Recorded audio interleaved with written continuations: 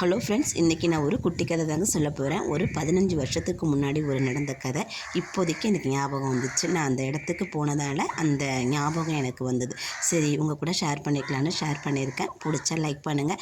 நிறைய பேர் பார்க்குறீங்க, லைக் பண்ணாமையே பார்க்குறீங்க. நீங்கள் கொடுக்குற லைக்கும் கமெண்ட்டும் என்னுடைய வெற்றி பாதைக்கு வழிவகுக்கும். இன்னும் நிறைய வீடியோக்களை உங்கள்கிட்ட கொண்டு வந்து சேர்க்கறதுக்கு எனக்கு உறுதுணையாக இருக்குங்க. ஒரு 15 வருஷத்துக்கு முன்னாடி ஒருத்தவங்க வீட்டில் ஃபங்க்ஷன் சொல்லி கூப்பிட்டுருந்தாங்க. அந்த ஃபங்க்ஷனுக்கு நாங்கள் எல்லாருமே போயிருந்தோம். அதாவது அக்கம் பக்கத்தில் உள்ளவங்க சொந்தக்காரங்களெல்லாம் கூப்பிடுவாங்க இல்லையா, அந்த மாதிரி கூப்பிட்டுருந்தாங்க. ஒரு பக்கத்துலேருந்து ஒரு 1 மணி நேரம் 2 மணி நேரம் ட்ராவல்னு வச்சிங்களேன். அந்த அளவுக்கு தான் போயிட்டு வேன்லேயே திரும்பி கொண்டாந்து விட்டுருவாங்க.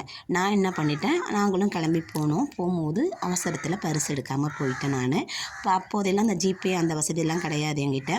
சும்மா சாதாரண ஒரு பட்டன் செல் மட்டும்தான். அதையும் எடுத்துகிட்டு போயாச்சு. சரி, பரிசை மறந்துட்டு வந்துட்டோம், நமக்கு எதுக்கு காசு, போய் இறங்க போகிறோம், ஃபங்க்ஷனை முடிக்க போகிறோம், பார்க்க போகிறோம், திரும்பி ரிட்டர்ன் நம்ம வரப்போகிறோம் அப்படின்னு சொல்லிட்டு வந்துட்டேன். அது மொய் வைக்கிற ஃபங்க்ஷன்லாம் கிடையாது. சும்மா ஒரு கோயில் ஃபங்க்ஷன் போயிட்டு சாப்பிட்டுட்டு வர வேண்டியதான்.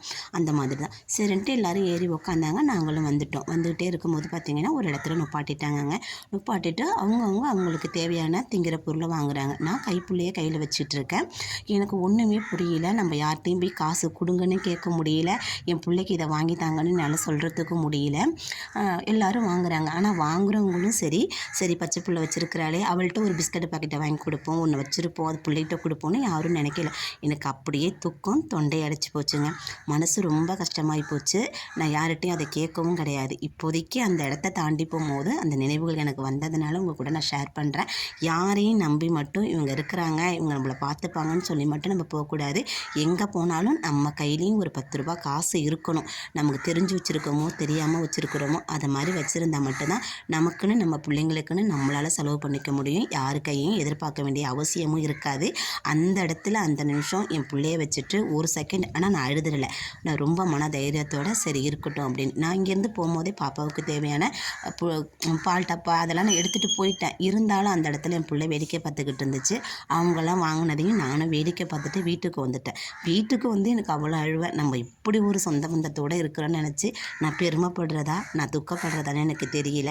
சொந்த பந்தங்களை நம்பி போகும்போது நம்ம பரிசு நிறையா காசு இருந்து அவங்கள அழைச்சிட்டு போய் நம்ம வாங்கி கொடுக்குற நிலைமையில தான் இருக்கணுமே தவிர என்றைக்குமே அவங்க கையை எதிர்பார்த்து நம்ம இருக்கக்கூடாது.